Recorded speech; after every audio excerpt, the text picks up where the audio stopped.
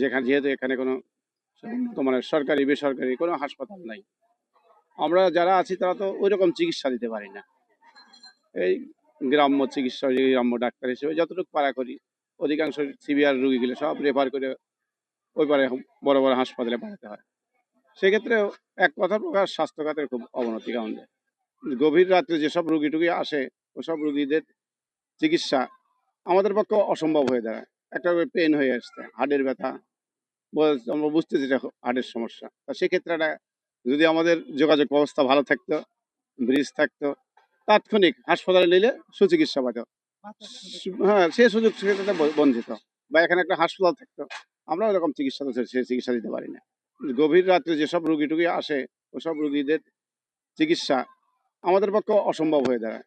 দাদা, একটা মানুষ অসুস্থ হইলো জরুরি নিতে পারবো না পারে, সে নেই। আবার চিকিৎসা এই সাইডে নাই, ভালো কোনো চিকিৎসা নেই। আমাদের মানে যারা মা বোন আছে তাদের জন্য কোনো ভালো হাসপাতালও নেই। এই কাউন্দিয়া থেকে ওই পারে আমাদের যেতেই হয়, আমরা বাধ্য।